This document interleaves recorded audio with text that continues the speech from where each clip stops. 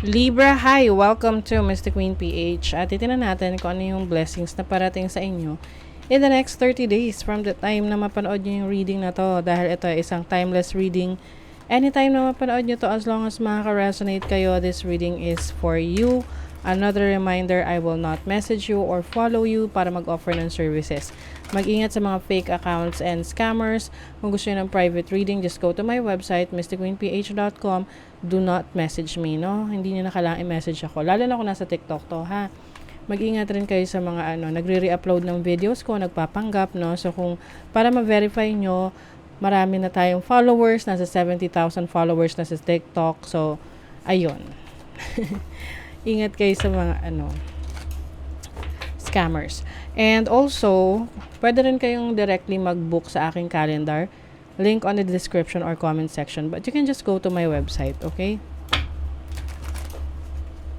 Let's see, Libra. Ano yung blessings? Next 30 days for Libra. Oh.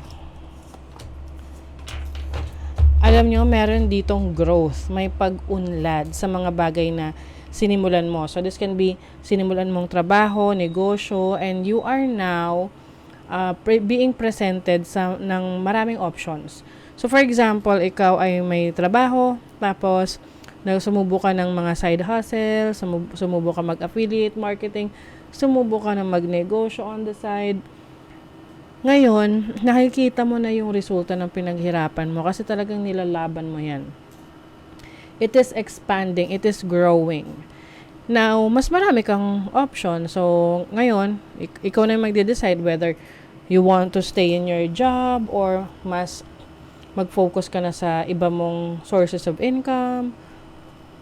Kumbaga, mas maraming options. Kesa yung iba na sabihin nila, wala akong choice ito lang talaga. So, ikaw, meron kang choice. Marami. Yun nga lang, prone siya sa confusion. So, syempre, ma-confuse ka kung saan ka dito. So, kailangan mong gamitin ang iyong instinct, ang iyong intuition. Third house, this is about learning, researching. So, make sure na alam mo yung pinapasok mo. Lalo na kung ito yung negosyo or even relationships. Okay? What is the Death card? The Emperor. Yes, you are finally in control of your life. Yung mga plano mo mas solid ngayon. You know what to do. Mas inilalahaban mo yung iyong mga plans, yung mga goals mo. Although meron ka ma-encounter dito na may mga parang makikialam. Oo. The Ten of Swords. But I think you will realize na the more na pinakikialamanan ka ng iba, the more na natatagalan or hindi ka nakakapag-decide para sa sarili mo. So, ngayon, ano bang dapat gawin? Tanggalin mo yung mga nakikialam. Okay. With the Four of Wands, this is about celebration. So, pwedeng ma-celebrate ka within the family or meron kang ma-acquire na property. Oo. So, yung iba sa inyo pwedeng may kasalan, ma-attend kayo ng kasalan, tapos meron kayong makikilala doon na importanteng tao sa buhay nyo na pwedeng maging romantic partner in the future o kaya naman business partner. So, mga bagong contacts. Diba? Okay. And also, alisin mo na yung mga anything that is no longer serving you, you are letting that go. You are cutting them off sa buhay mo. Diba? Let go of convention and follow your own unique path.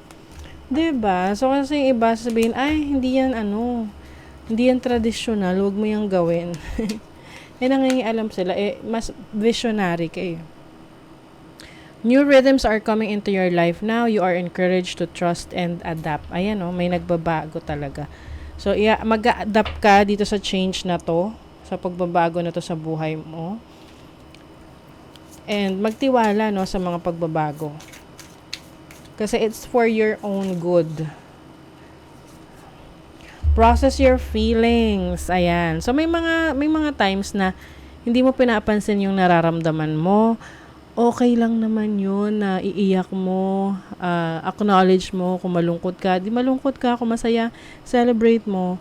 Mahirap kasi na you've been, suppressing the emotions. Ang importante is you know how to process them. Grounding is also very important, no? Makakatulong yon para mag-release ng negative emotions.